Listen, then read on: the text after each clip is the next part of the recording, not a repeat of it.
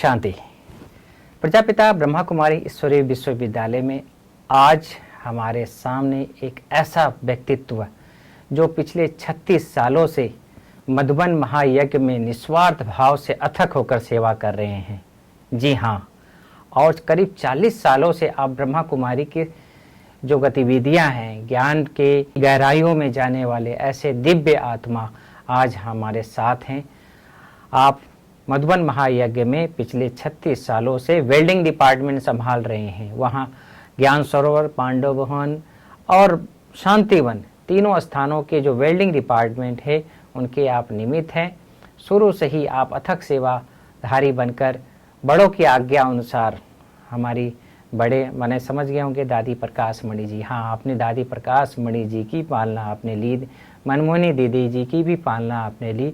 ऐसी दिव्य आत्मा आज आपको हम उनका अनुभव सुनाएंगे कि कैसे पिछले 36 साल अथक होकर बाबा के छत्र छाया में रहते हुए अपने आप को निरोगी काया बनाया और साथ साथ राजयोगी जीवन बनकर अतीन्द्रिय सुख का आनंद ले रहे हैं।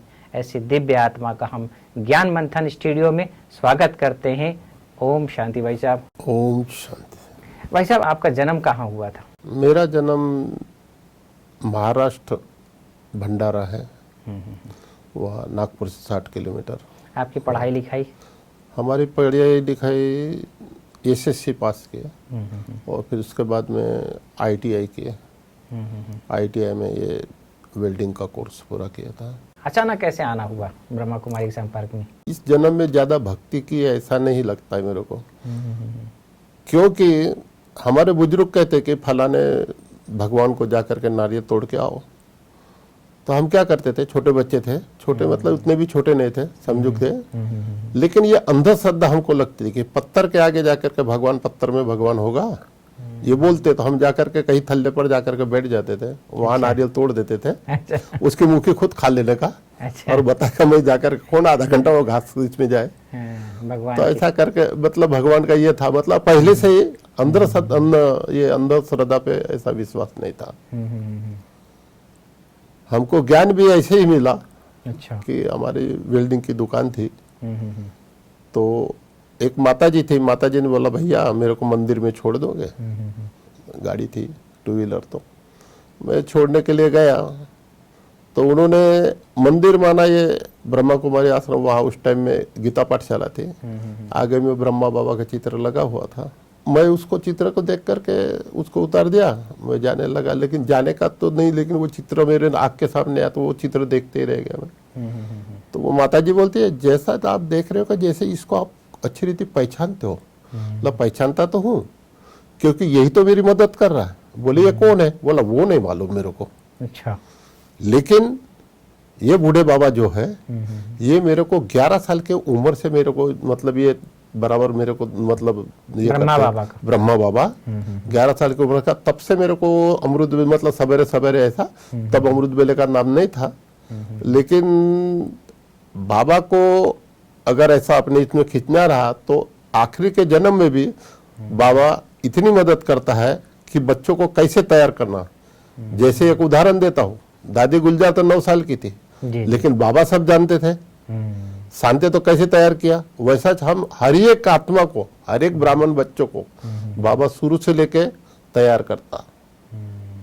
तो वहां देखते रह गया मैं। तो उस माता ने 15 मिनट करते करते 1.5 घंटा, मेरा साप्ताहिक कोर्स 1.5 घंटे के अंदर पूरा हो गया। दूसरे दिन से मुरली स्टार्ट सवेरे। इतनी लगन लगी क्या, मतलब रक्षाबंधन के दूसरे दिन मिला ये ज्ञान।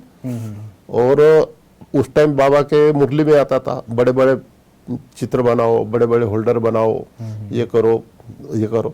तो उस टाइम में आया था, तो मेरे बुद्धि में आया कि क्यों ना वो चित्र मैंने देख लिया कि पीपल के पत्ते पर कृष्ण और एक पीपल के पत्ते पे राधा।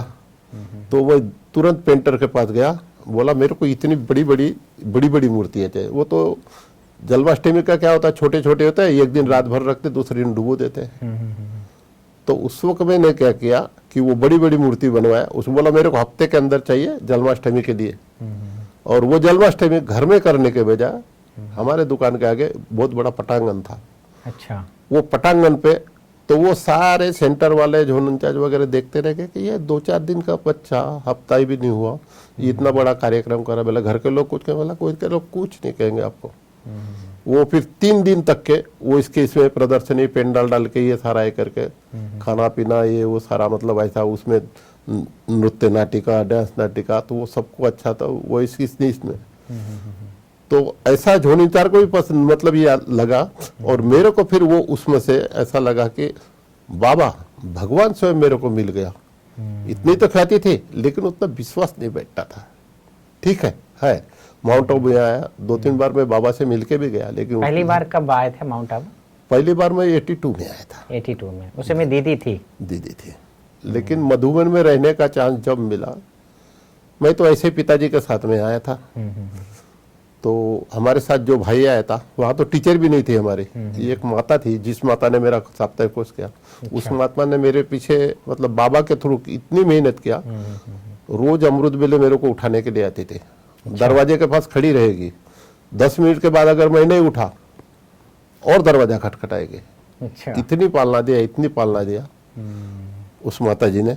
जोन इंचार्ज ने बोला था जब तक खुद का सेंटर है तब तक बहन नहीं मिल सकती। तो हमारे दादू भाई थे वहाँ, तो उन्होंने 1 लाख रुपए देकर 1 लाख का पुराना सेंटर, मतलब जो था वैसा, उसमें सब भाई बहनों ने मिलके, हम मुरली पढ़ते थे 15-20 मिनट के अंदर, सब कार सेवा करके वो सेंटर खड़ा किया।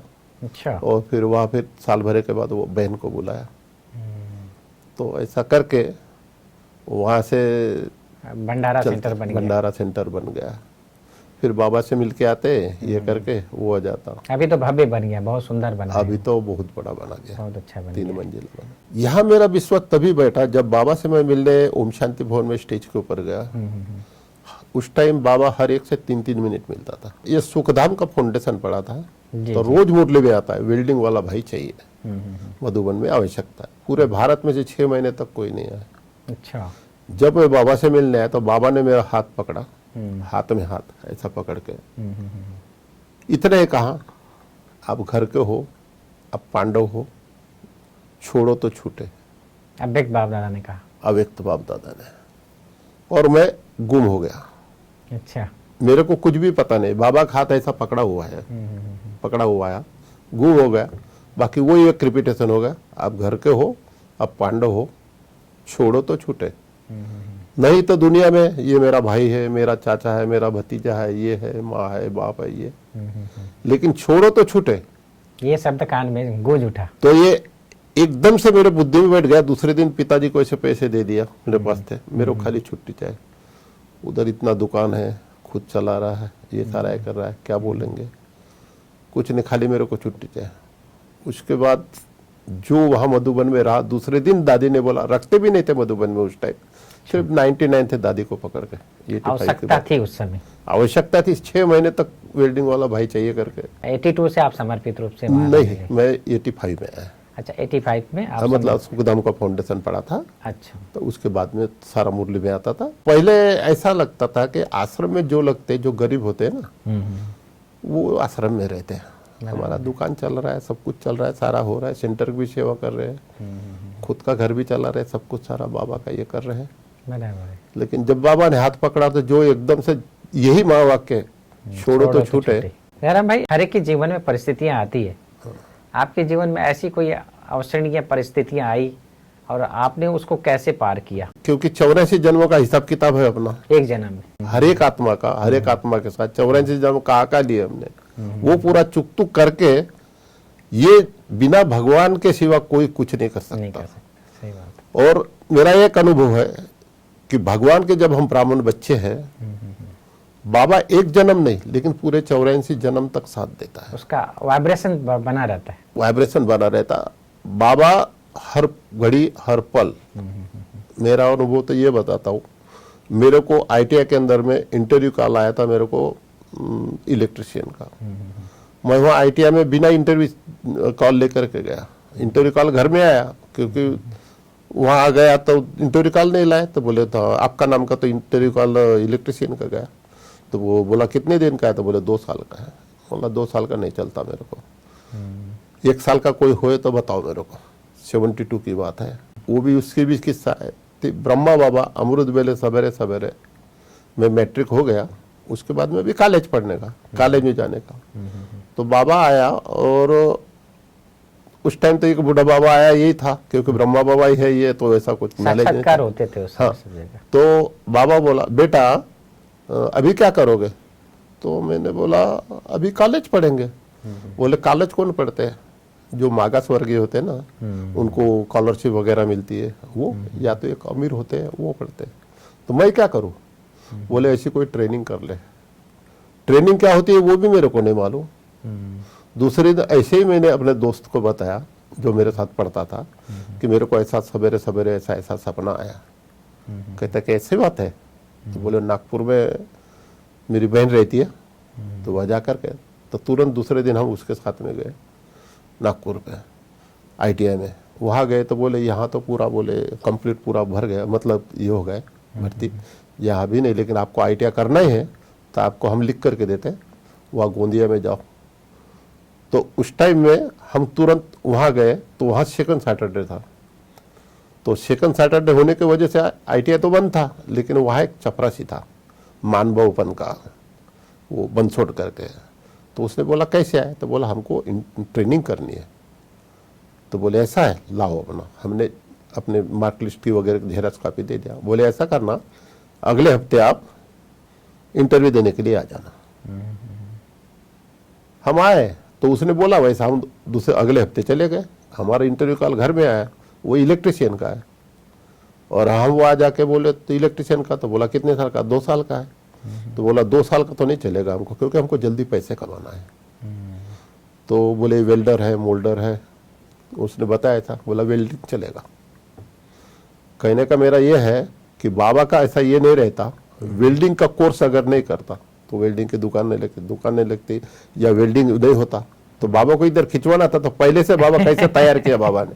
लाइसेंस जरूरी है, लाइसेंस बाबा ने किया, जरूरी है। तो यहाँ जरूरत पड़ी। बाकी तो सब सारे इंजीनियर सारे सब थे यहाँ, लेकिन उसी भाई की इसलिए तो वो 6 महीने तक क्या आया कि वेल्डिंग वाला भाई चाहिए, नहीं आया। लेकिन बाबा ने पहले ही तैयार करके रखा था, तो उसके वजह से मैं आ गया फिर मधुबन में। कितने भाई बहने हैं आपके? हमारा एक भाई था और 2 बहनें थी। थी माना 3 अभी महीने शरीर छोड़ दिया 3 उन्होंने। महीने। तो भाई ने तो शरीर छोड़ा, अच्छा। और एक बहन, 3 बहनें में से एक बहन तो उधर रायपुर में उसकी शादी हो गई थी। अच्छा। दूसरी बहन जो नलिनी दीदी के पास बॉम्बे में दुर्गा बहन है, उसको भी 99 से, वो भी वही मधुबन में घाटकोपर में है। दूसरी बहन है, वो भी वही थी घाटकोपर में, लेकिन माताजी का एक्सीडेंट होने की वजह से उसको घर जाना पड़ा माताजी को संभालने के लिए। पिताजी ने पहले से ही छोड़ा, घर में कोई थे नहीं, इसलिए पिताजी रहते तो मेरे को जाना पड़ता, माताजी थी तो उसको जाना पड़ा। अच्छा। तभी वो भी सेंटर पर ही ऐसा समर्पित रूप से। नहीं, एक बहन भंडारा में है, और एक बहन वहाँ नलिनी दीदी के पास घाटकोपर पे है। सारे बना 2 बहनें समर्पित रूप से रह रही हैं, और 2 बहनें जो हैं अपनी फैमिली में रह रही हैं। 2 बहनें नहीं, एक ही बहन। एक बहन जी। और 2 भाई हैं जो शरीर छोड़ 2 भाई नहीं, एक भाई था, वो भाई भाई ने शरीर छोड़ दिया। अच्छा। कितने लोग ज्ञान में चलते हैं? अभी घर कुछ रहा है ना, सब सारा ज्ञान का ही है ना घर, सब लोग ज्ञान में आ गए। सब ज्ञान का ही घर है। बाबा को सारा कैसे तैयारी करना था, तो बाबा ने कर लिया तैयारी।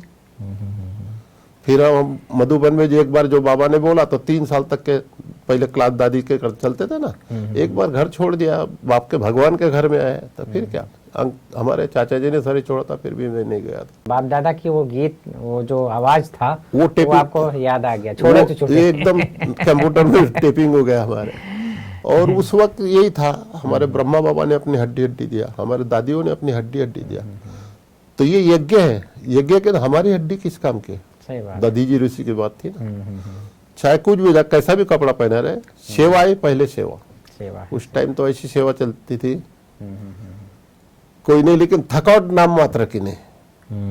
और वहां आने के बाद में मधुबन में सेवा, क्योंकि उस टाइम में भाई कम थे, मशीनों का कोई साधन नहीं था उतना, लेकिन सारा हड्डी अथक सेवा वाली बात थी, वो सारे करते रहे। हम जितना बाबा को आज भी मुरली में आया था ना, आपको अगर माया से ये सारे विघ्नों से बचना है, हार्ड वर्क करो, सेवा करो, तो फिर बाबा सारा संभाल देता है। मेरा तो ये अनुभव है कि ये शरीर भी मेरा नहीं है, बाबा अपना नहीं होता है। जब भगवान के यहाँ समर्पित होते हैं तो ये शरीर भी मेरा नहीं होता, भगवान को दे दिए। आज मुरली में भी यही था। अब वो संभालेगा। तो जब हम बाबा पर समर्पित हो जाते हैं तो स्वयं भगवान संभालता है। ये अनुभव है कि आपका लौकिक भी भगवान संभालता है, आपकी जिम्मेवारी भी भगवान संभालता है। तो आप एक जब जने के नीचे वेल्डिंग करते हैं तो क्या संकल्प करते हैं, बुद्धि में क्या रखते हैं? वेल्डिंग के बस भगवान की सेवा, बाबा की सेवा करनी। हमारे दादी ने हड्डी दिया, हमारे बाबा ने दिया, ब्रह्मा बाबा ने। हमारे हड्डी किस काम की?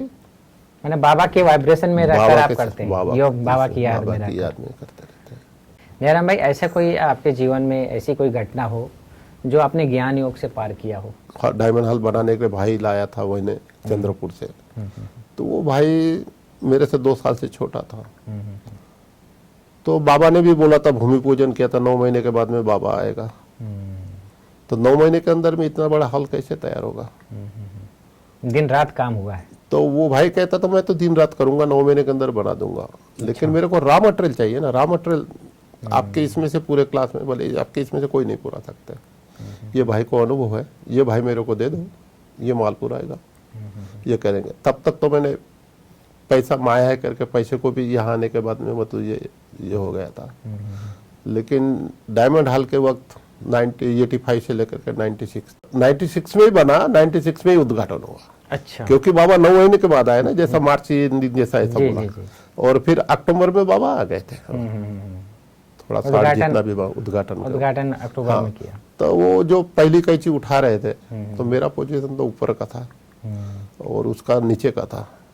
तो मेरा जैसा ही ध्यान गया तो वो कप्पा थोड़ा डैमेज होता, तो वो जिधर था मैं उसको आवाज दिया, लेकिन वो उधर जिधर स्टेज के तरफ दौड़ा तो वो कप्पे का रस्सा भी उधर ही दौड़ा। उसको ऐसा लगा कुछ नहीं, लेकिन थोड़ा सा ऐसा आया तो उसका ब्लड सर्कुलेशन वगैरह वहाँ थोड़ा जाम हो गया होगा। तो उस टाइम साधन सामग्री उतनी हॉस्पिटल की भी ऐसी कुछ थी नहीं। तो तब मेरा ऐसा दिल करता था, दादी को भी बोला, बाबा को भी बोला कि बाबा मैं इसलिए आया, ये सारी इसी परिस्थिति ऐसा क्या करे। लेकिन दादी ने, नीरोर भाई ने, बाबा ने ये बोले ये गया 200-300 लेबर है, ये सारा करना तो हाल तो करना है। नहीं तो बोला अभी ये सेवा छोड़ के मेरे को कोई भी सेवा दे दो। लेकिन नहीं बोले, ये होना है, बाबा ने करना है और आपको ही करना है और ये करना है बाकी ऐसा करके। तो तब से लेकर के ये सेवा की है। ऐसा करके एक फिर और एक विघ्न आया था, 2004 की बात है। हम खुद ही ट्रक खाली करते थे, खुद ही ट्रक भरते थे, खुद ही ट्रक भर के लाते थे। अच्छा। तो एक बार की बात है कि दूसरे दिन मेरे को ट्रक भरने के लिए लेके जाना था। तो शाम को तो पहले दिन का उन्होंने खाली किया लेबरों ने, लेकिन उन्होंने 100 किलो के ऊपर का बंडल होगा वो एक नहीं उतारा। बोला मैं ये बंडल थोड़ी वापस लेने के लिए जाऊँ लेके। तो मैं खुद ही सुबह 6 बजे गया और वो बंडल उठाया तो, लेकिन उनको क्या सुबह 6 उसके बाद की बात रही थी तो कोई ऐसा फर्क नहीं पड़ता, क्योंकि थोड़ा धूप वगैरह आ जाती तो एकदम मेरे बोन्स के अंदर में ऐसा एकदम खिंचाव जैसा हो गया ऐसा। फिर वो बंडल पकड़ के रह गया और फिर आवाज दिया। 5-6 जने ने आकर के वो बंडल किया, नहीं तो गिरता था, सारे पाव वगैरह ये हो जाते हैं। और तो क्या हुआ, मेरे बोन्स के अंदर ही मतलब वो चमड़ी मतलब थोड़ा ऐसा स्किन थोड़ी फट गई। अच्छा। तो मैं ऐसा उतर भी नहीं सकता था, हिल भी नहीं सकता था, बैठ भी नहीं सकता था। तो 5-6 जने ने उतारे। उसके बाद ग्लोबल हॉस्पिटल था, ग्लोबल हॉस्पिटल में 4 महीने रहा। जब मैं बैठ ही नहीं सकता तो मेरे कपड़े कैसे पहनाएंगे। तो 4 महीने ऐसा बेड डाल करके ऐसा। तो मैं किसी को नहीं, लेकिन बाबा के साथ ही कहता था बाबा मेरे को समर्पित किया तो इसीलिए कि बाबा मेरे को पानी दे। जैसे लौकिक दुनिया वाले थे, कोई रहते तो पानी दे दिए रहते, लेकिन यहाँ आने के बाद भी ये ऐसा इतना कि बाबा मेरे को पानी के लिए पुकारना पड़ रहा है, क्योंकि उठ नहीं हो रहा है, सब सारा खटिया पर सब कुछ।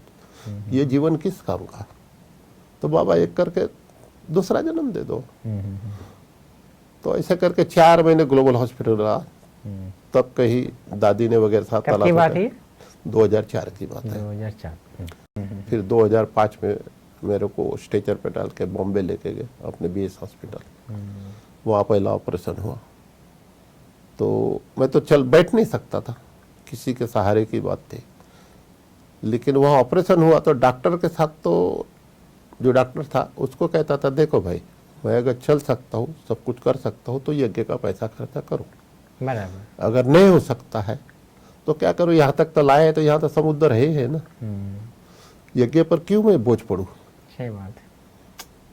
तो ऐसा करके वो ऑपरेशन हुआ और वो सक्सेस हो गया। तो क्या हुआ कि उस टाइम जो ऑपरेशन कहते हैं, एकदम उसका फोर्स से एकदम ज़्यादा फ्लो हो गया था, तो पाँव में बहुत सूजन आती थी। फिर 2006 में वही ऑपरेशन खोल के दोबारा ऑपरेशन हुआ।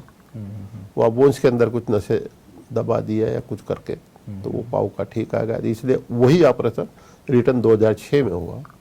फिर उसका रिएक्शन इधर गर्दन के तरफ, पीठ के तरफ में जो आया, तो 2007 में फिर वो ऑपरेशन तीसरा, मतलब 2005, 2006, 2007, एक साल में एक साल में वो बड़े बड़े ऑपरेशन करने पड़े, 6-6, 7-7 घंटे वाले, और उसी डॉक्टर ने किया। क्योंकि 2007 में मेरा हाथ ऐसे ऐसा हिलते रहता था। अच्छा। इसलिए 2007 में किया। तो वो डॉक्टर भी सोचे ऑपरेशन कहाँ से करूँ, ऑपरेशन कहाँ से करूँ, मतलब उसको वो भी सोचते ना, MRI निकाले, सब निकाले, सारे निकाले। लेकिन अमरुद वेले सुबह सुबह में 2 बजे BSS हॉस्पिटल के बाबा के कमरे में जब गया मैं, मतलब ऐसा चल फिर तो सकता था, तो बहुत दर्द हो रहा था मेरे को। फिर मैं सोफे के नीचे बैठा, तो कोई ऐसी भाषण है, पीछे से कोई बैठा है और मेरे को ऐसे हाथ घुमा रहा है। अच्छा। ऐसे हाथ घुमा रहा है। तो 2 से 4 कैसे बज गए पता ही नहीं चला। फिर देखता कि दर्द मेरा बहुत कम हो गया। दूसरे दिन डॉक्टर आया 8 बजे, तो उसको बताया मेरा ऑपरेशन हो गया। बोला अभी करने की जरूरत है। बोले क्या हुआ? बोला ऐसा ऐसा हुआ। तुरंत गुरुवार का दिन था, तुरंत डॉक्टर ने ऑपरेशन थिएटर में लेके गया और ये यहाँ से लेकर के ये फिर सर्जरी करवाया। तो ये हाथ भी आया, ये आया। तो भगवान के ऊपर जब हम जाते हैं तो भगवान एक जन्म नहीं, अनेक जन्म तक, पूरे 84 जन्म तक साथ देता है। ये हड्डी बाबा को देते हैं तो हड्डी भी संभाल, आपकी लौकी की संभाल सब भगवान करता है। ये मेरा अनुभव है। आपने एक बहुत अच्छे शब्द कहे कि सुबह सुबह अमृत वेला बाबा आया और हमको हल्का सा यहाँ कौन कर रहा है मसाज ऐसा फील हुआ और दर्द गुम हो गया। तो वैद्यनाथ इसीलिए कहते हैं परमात्मा को, और वो आया, टच किया ही ठीक हो गया। जो हम शास्त्रों में सुनते आए कि राम ने उनको पैर लगाया, उनका जो है उद्धार हो गया, है ना। तो ये इस समय का ही कहावत है, और आपने तो पूरा जीवन ही यज्ञ में दे रखा है।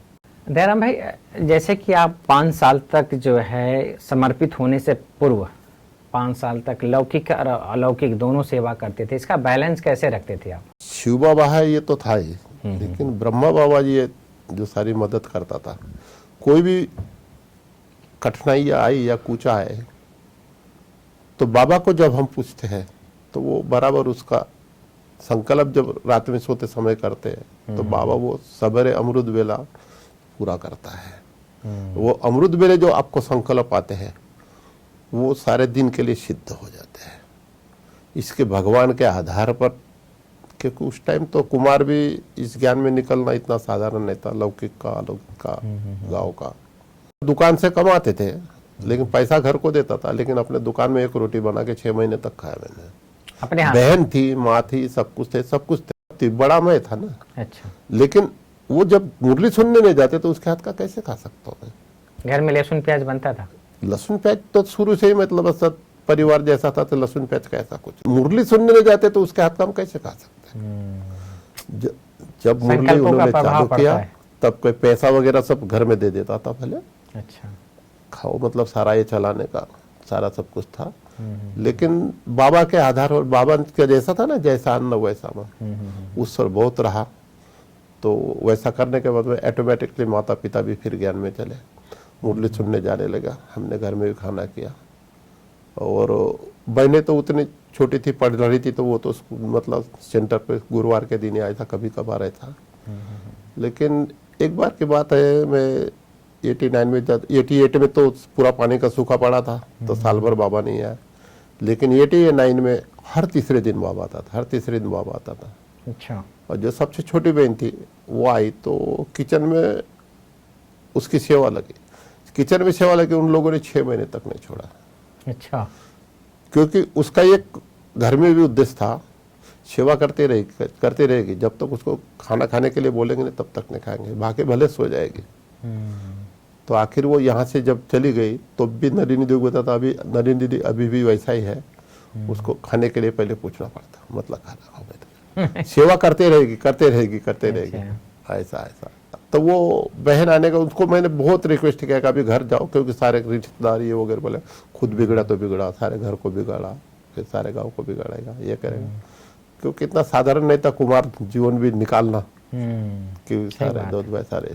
दयाराम भाई, आप अपनी स्थिति को निर्विघ्न बनाए रखने के लिए, लंबा समय होता है 36 साल, इस स्थिति को निर्विघ्न बनाए रखने के लिए आप क्या उपाय अपनाते हैं? जो भी विघ्न आते हैं, जो भी आते हैं, भगवान के हवाले कर देते हैं। ये तो तुम्हारा है, मैं तो आपका हूँ, ये मेरा थोड़ी है, आपका है।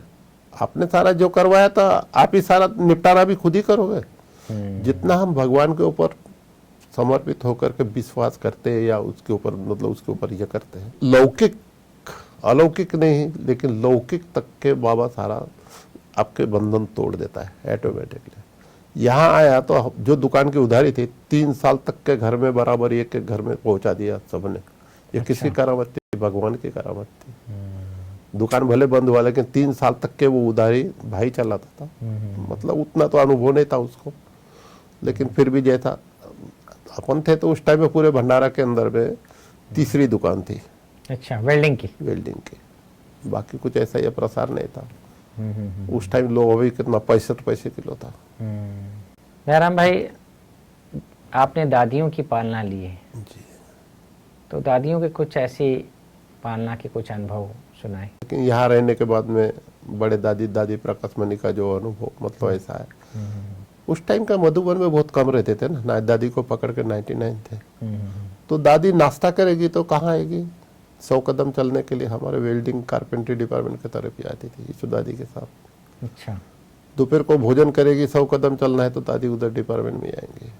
दादी 4 बजे सो के उठेगी, चाय पी करके 100 कदम चलना है तो उधर ही है। मतलब दिन में 3 बार दादी डिपार्टमेंट में आती थी। ऊपर चढ़ के नीचे आना, नीचे डिपार्टमेंट की तरफ, मतलब उधर होता 100 कदम हो जाएगा, ये होगा उस हिसाब से ऐसा आती थी। तो कई बार मैं सेवा करते ही दिखता था, करते ही दिखता करते। दादी ने कई बार हाथ पकड़ कर बहुत हो गया, अभी बहुत हो गया, चलो। क्योंकि शुरू से खुद का दुकान होने की वजह से पहले उधर जो था तो ऐसा था हमारा कि पहले ये सोचा हमने इतना हो जाना चाहिए, इतना होते तक के उठने का नहीं, चाहे कुछ भी हो जाए, जो सोचा वो हो जाना चाहिए, ऐसा लक्ष्य था उधर दुनिया में भी। तो यहाँ फिर तो ये तो भगवान का हमारा भाग्य बन रहा है, ये था। क्योंकि उस टाइम में यहाँ इसका डिपार्टमेंट ये उसका ये डिपार्टमेंट ऐसा नहीं था।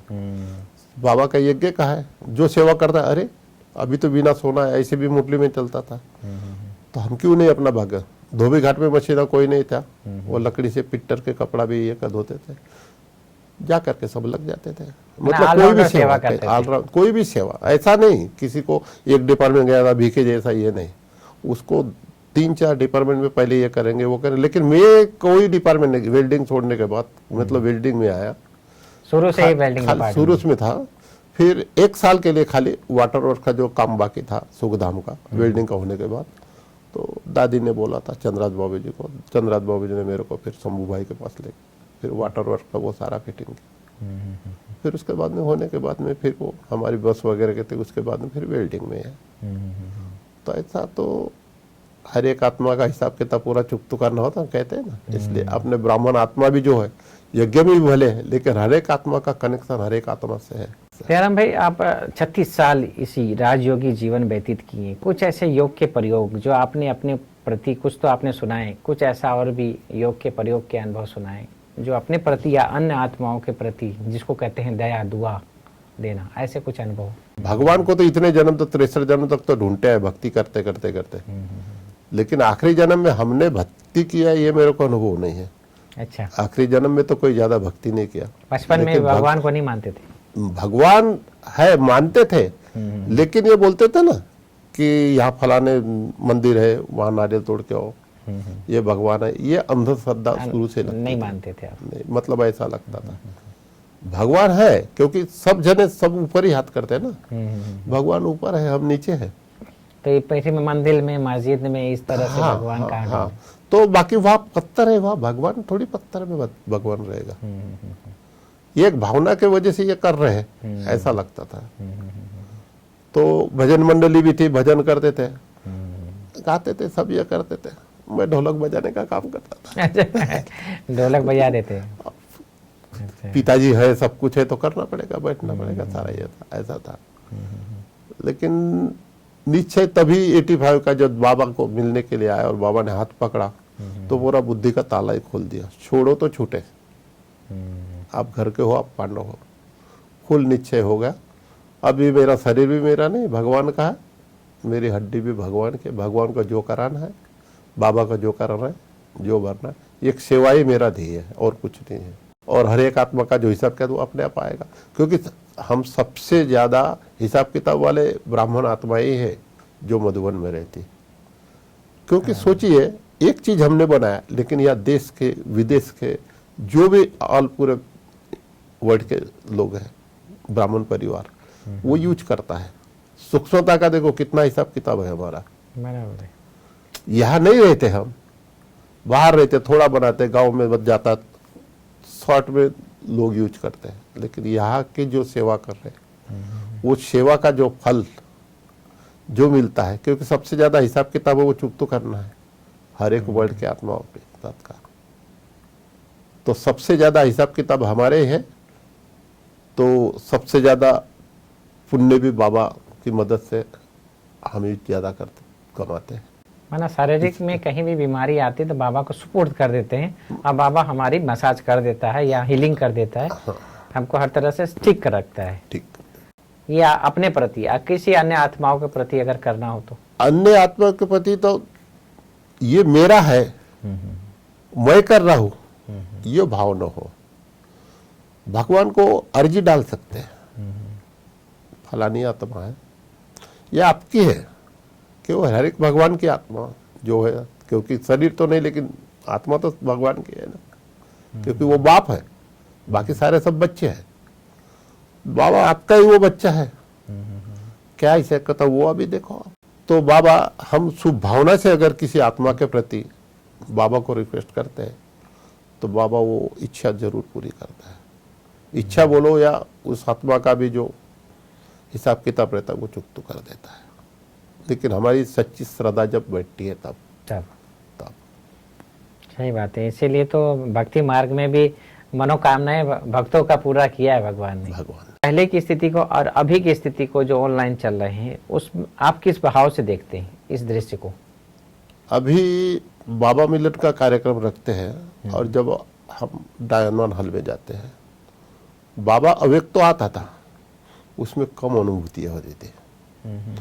अब बाबा प्रत्यक्ष नहीं आ रहा, क्योंकि बाबा क्या कहता है, बच्चे मेरे वतन में आओ। हम एकाग्र होकर के, चित होकर के, आत्मरूपी स्थित होकर के जब डायमंड हॉल में बैठे, बाबा वो हर एक आत्मा को अनुभूतियां उससे ज्यादा कराता है, संतुष्ट करा देता है। ऐसा नहीं, भले उसका टीवी के द्वारा होता है, लेकिन संकल्प करो, ये संकल्पों का सारा खेल है। इसीलिए कहते हैं ब्रह्मा ने संकल्प से सृष्टि संकल्पों का सारा खेल है। तो ब्राह्मणों का भी संकल्पों का खेल है, ब्रह्मा का भी संकल्प होगा। उसको संकल्प आया और सृष्टि रची और रच रहा है। तो हम ब्राह्मण आत्मा है, शुद्ध संकल्प अगर करते हैं तो ऐसी अनुभूति का नहीं, बाबा आया है, बाबा मेरे साथ है, हर पड़ी हर घड़ी बाबा मेरी मदद कर रहा है, यह अनुभव होता है। पहले से ज्यादा अनुभूतियां अभी के मिलन में होती है। भले ऐसा प्रत्यक्ष बाबा नहीं आना, लेकिन बाबा है, क्योंकि दिखने वाली चीज नहीं है ना, अनुभूति की चीज है। अनुभूति की बात है। तो अनुभूतियां अभी ज्यादा होती है। जो नए नए बाबा ने बोला ना, अभी तैयार माल, पहले तो इतना ज्ञान का विस्तार नहीं था, तो भगवान क्या है ये ऐसा नहीं समझता, तो ये होता था। लेकिन अभी धीरे धीरे धीरे समझ में आते गया, तो नए नए बच्चे भी रहते, लेकिन बाबा उनको अनुभूतियां कराता है, सेटिस्फाई करता है हर एक बच्चे का, चाहे कितने भी दिन का रहे। लेकिन हम अपनी स्थिति में अगर स्थित होकर के बैठते हैं तो वो बाबा पहले से ज्यादा अनुभूतियां भी कराता है। ये अनुभव है मेरा। मेरे ऑनलाइन भले प्रोग्राम हो रहे हैं, लेकिन उससे ज्यादा लोग अभी अनुभव कर रहे हैं और ज्यादा आएंगे और भी। अभी भीड़ क्योंकि लगेगी। अंत की स्थिति है, आज की स्थिति कुछ नहीं लग रही। बाबा के महावाक्य है ना, भीड़ लगेगी। एक दिन क्यों लगेगी, क्यों लगेगी। यहाँ से मोटर गाड़ी कुछ नहीं मिलेगा। जैसे वहाँ बड़ा महादेव करके वहाँ जाते हैं, सुबह 4 बजे चौराहे के गढ़ पे जाते हैं पूजने के लिए, उसको 4 बजे जाना पड़ता है, तब कई 12 बजे वापस आना पड़ता है, वो सीढ़ियाँ चढ़ चढ़ के। और सबसे बड़ा महादेव का महादेव तो यहाँ है, माउंट आबू में है, महातीर्थ है ये। महातीर्थ है ना। तो यहाँ एक दिन वो अनुभूति होगी बाबा के महावाक्य, ऐसे नहीं मुरलियों के अंदर में। एक दिन यहाँ ऐसी क्यों लगेगी, खाली शांति स्तंभ को चूमने के लिए यहाँ से निकलेंगे, अहमदाबाद से भी पैदल आएंगे, ट्रेन नहीं मिलेंगे। सही बात। अंत की स्थिति जो आएगी, जैसे मक्का मदीना में लोग जाते हैं इसे पत्थर को चूमने के लिए, छूने के लिए, ऐसे अभी ये यूट्यूब पे मतलब आया था, एक बहन मुसलमान थी लेकिन उसको अनुभूति ऐसी हुई, तो वो सोचती कि अपना जीवन त्यागू में, लेकिन उसको बाबा के द्वारा ऐसे ही थी कि वो सीधी चलते गए तो ब्रह्मा कुमारी आश्रम में चले। उसको ये भी पता नहीं कि आश्रम भी है, ये भी वैसा। लेकिन वो बहन जो बैठी थी वहाँ, अपनी ब्रह्मा कुमारी बहन, तो उसने देखते ही मतलब उसको ऐसा ये हुआ कि बाबा ने ऐसे अनुभूति कराया। और जब वो मधुबन में आई तो बोले मक्का मदीना तो सही, मक्का मदीना तो ये है, मधुबन मक्का मदीना है असली। वो मक्का मदीना जो है वो सही नहीं, वो तो एक जैसे भावना मतलब अंधश्रद्धा वाली बात ना, एक पत्थर है और वहां हुआ, लेकिन यह पत्थर वाली बात नहीं है, यह साक्षात परमात्मा आते हैं, ये अनुभूतियां होती है। तो ये कोई जाति या धर्म या पंथ का ऐसा नहीं, लेकिन सबका बाबा है ना, ऑल वर्ल्ड का बाबा है। One God one world family. Jairam भाई, आपकी दिनचर्या क्या है? अमृत बेला नहीं छूटना चाहिए। अमृत बेला है तो सारे दिन की फाउंडेशन है बैटरी चार्ज होते हैं। अमृत बेला हमारा फाउंडेशन है। अकेले मुरली पढ़ना और संगठन में मुरली सुनना अंतर होता है। अंतर होता है। अभी मुरली में जाओ, भले कोई भी बहन सुना है, चाहे मधुबन में हो चाहे कोई भी सेंटर हो, लेकिन ये संकल्प करो क्या ये मुरली बाबा सुना रहे हैं, तो वो रस जो है स्वयं बाबा मेरे को सुना रहा है, इस रूप से हम देखते हैं, तो उसकी अनुभूतियां ज्यादा होती है।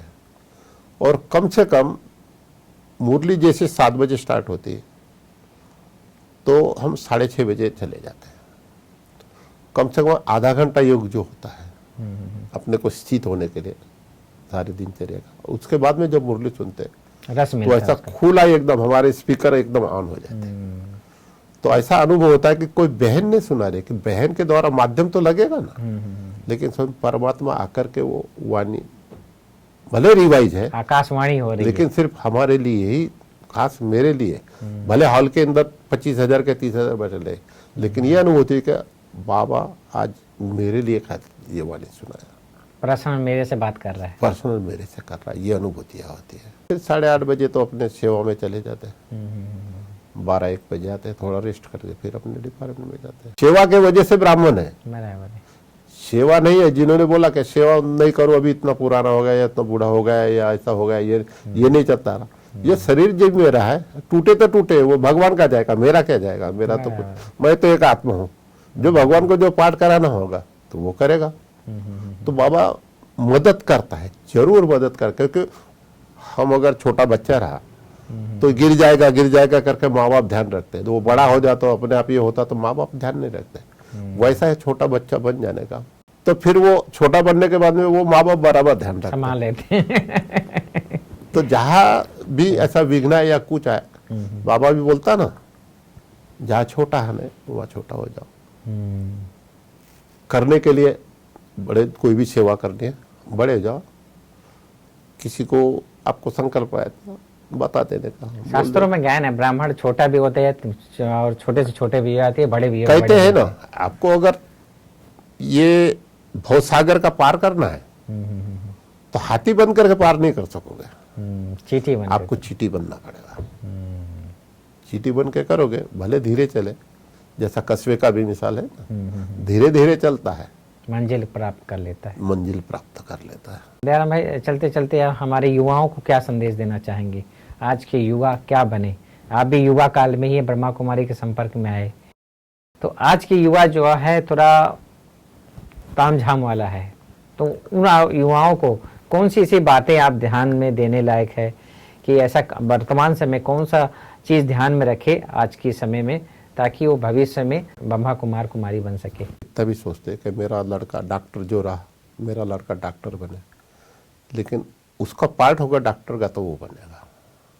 तो हर एक माँ बाप अपने बच्चों के ऊपर थोपे नहीं, क्या मैं जो सोचता हूँ वही होना चाहिए, क्योंकि हर एक आत्मा का अपना अपना पार्ट है। भले माँ बाप बेटे का रिश्ता है, लेकिन कुछ कर्म बंधन के वजह से हम ये घर में आए हैं, उसको जन्म दिए और ये सारा माँ बाप का रिश्ता हुआ। लेकिन हर एक आत्मा का अपना अपना पार्ट है। ये बुद्धि में जब हमारे बैठ जाता है तो भगवान पर निश्चय हो जाता है। भगवान पर निश्चय होता तो कहा ना कि जब उस पर हम समर्पित रूप से समर्पण हो जाते हैं सारा, तो भगवान खुद चलाता है। लौकिक भी चलाता है, अलौकिक भी चलाता है, लेकिन लौकिक भी चलाता है। सारे बंधन फिर मैं सोचता ना, मैं घर में बड़ा था तो भले मेरे को 25 साल हो गए थे, 26 साल हो गए थे, शादी के लिए सब तो कहते थे, लेकिन यानी वो था मैं शादी करने के बाद में लड़की कैसी मिलती, क्या मिलती, मेरा घर फूट जाएगा, बहनें हैं। तो मैं ऐसी युक्ति से ज्ञान में आने के बाद कहता बहनों की शादी हो जाए, फिर उसके बाद में मैं करूँगा। ना तो कह नहीं सकते थे उस टाइम, भले ज्ञान में युक्ति युक्त बाबा युक्तियाँ सुझाता है ना वैसे। तो बहनें भी इधर आ गई और बाबा ने हमको भी समर्पित कर दिया, और माँ बाप भी ज्ञान में चलते हुए शरीर छोड़ा। सारा ऐसा तो पूरा घर बाबा ने कल्याण कर दिया है बाबा का। तो इसलिए युवाओं को यही है कि बाबा ने आज जो मुरली ने कहा ना, ब्राह्मण जीवन का लक्ष्य है सेवा। सेवा है तो ब्राह्मण है, सेवा नहीं तो ब्राह्मण नहीं। सेवा में बिजी रहोगे तो माया कितना भी रूप लेकर रखेंगे, लेकिन कहीं भी कोई भी लौकिक कार्य करते बिजी देखते ना, कोई मिलने वाला थोड़ा सोचता है कि ये कर रहा है तो शॉर्ट में काम करके सारा उतार के फिर कहता या बाद में आएंगे, ये सारी बात होती है ना। तो ऐसा दे, जितना हम सेवा पर बिजी रहेंगे तो बाबा सारी बातें फिर संभाल लेता है। तो युवाओं के लिए यही है कि अगर नीचे बैठता है बाबा भगवान पर बैठा, तो पूरा मतलब इससे कहीं भी रहे, मधुमेह की बात नहीं है, सेंटर पर क्यों नहीं है, या कोई भी सेवा मिले ऐसा नहीं। कोई बहनें आती है तो जैसे कि अनुभव मेरे को है, कई एक दो डॉक्टरों का मधुबन में रखने की बात है, मैं ये ही कहता हूँ, आपको राजा बनना है क्या प्रजा बनना है? मधुबन में रहना है, एक घराने में भले बनोगे लास्ट में राजा, लेकिन एक घराने में आओगे, लेकिन वो उस घराने की प्रजा जैसे हो गई ना बात, उस घराने के। आपको राजा बनना है, छोटे से छोटा क्यों नहीं बाबा का सेंटर रहे, वहां जाओ। वहां जाने के बाद में आपको वहां कलेक्टर को भी समझाना है, चपरासी को भी समझाना है, झाड़ू भी मारना है, मतलब दाल कितने की होती, चावल कितने की होते, दाल आटे का भाव कहते हैं, तो सब सारा अनुभव होता। तो 16 कला संपूर्ण छोटे सेंटर पर रहकर भी आप कर सकते हो। और यहाँ ने तो फ्री में खाना मिलता, प्रेस कपड़े के होता, उसका तो कोई हमको मतलब ये नहीं होता है, वैल्यू नहीं होती है। लेकिन जब सेंटर पर रहते हैं छोटे, तो सब सारे वैल्यू, कितने टाइम की भी वैल्यू होती है, अपना सब कुछ सारा वहाँ करना पड़ता है। यहाँ तो रेडीमेड तैयार। तो इतना सेवा में जितना हम बिजी रहते हैं, तो फिर बाबा वो ऐसा करता है। इसलिए मैंने उनको दिया था, आज भी नाम लेते हैं कि आपने अनुभव किया, क्योंकि नासिक में थे, अभी बॉम्बे में न दिल्ली में 3-4 सेंटर संभाल रही बड़े बड़े। मधुबन ने उसको डॉक्टर थी तो उसको यहाँ रखने के लिए लाया, मतलब हो गया था पूरा। लेकिन वो नरेंद्र भाई वहाँ के, तो उन्होंने बोला कि दयाराम भाई से मिल लेना, तो उसको एक ही बोला था। तो आज भी नाम लेते हो कि आपने उस टाइम जो हमको संकल्प दिया, तो आज ठीक है। मधुबन तो हर एक आत्मा का पार्ट है, वही मधुबन में रहेगा। ये भी कोई ये बात नहीं है, अच्छी बात है। जी। लेकिन हर एक आत्मा तो, लेकिन छोटे से छोटे सेंटर पर रह के अगर हम सेवा करते हैं तो सबसे ज्यादा नॉलेज वहाँ आती है, भाग्य भी बनता है। भाग्य भी बनता है, क्योंकि वह सबको समझाना है, अनुभूति आती है। मुरली भी पढ़ना है, क्लास भी करना है, कलेक्टर को भी समझाना है, चपरासी को भी समझाना है, घर के अनुभव की सारी बातें। 16 कला संपूर्ण तभी हो सकते हैं। दोस्तों, आज हमने देखा कि कैसे दयाराम भाई अपने युवा काल से लेकर और आज दिन तक अथक होकर सेवा कर रहे हैं, और साथ में साथ उनका खुद का अनुभव है कि हम जितना हम सेवा में बिजी रहते हैं उतना हम माया पर जीत प्राप्त कर लेते हैं। संगम युग पर सबसे अच्छा साधन है अपने आप को सेवाओं में बिजी रखना, और जितना हम बिजी रहेंगे उतना हम माया पर, माया अर्थात व्यर्थ संकल्प, विकल्प, ये माया है। मुझे क्या करना चाहिए, क्या सोचना चाहिए, नहीं, सेवा में लग जाओ। आपने सुना होगा एक गीत, दूसरों का दुखड़ा दूर करने वाले तेरा दुख दूर करेंगे राम। जी हाँ, ऐसे आज की जीवन गाथा से, हमारे दयाराम भाई की जीवन गाथा से, आपने अपने लिए कुछ नहीं किया। जब आपने एक संकल्प किया तब से आज दिन तक 36 साल हो गए स्वयं को प्रभु के नाम पर हर कार्य करते हुए मन वचन कर्म से परमात्मा की सेवा में आपने अपना जीवन खपा दिया और निरोगी काया बनकर अपने जीवन को चला रहे हैं। तो ऐसे दिव्य आत्मा आज हमारे स्टूडियो में आए, ये हमारा सौभाग्य रहा। ऐसे ही एक नए एपिसोड में नए प्रतिभावान व्यक्तित्व के साथ हम आपके सामने फिर उपस्थित होंगे एक नए सब्जेक्ट के साथ। तब तक के लिए ओम शांति। ओम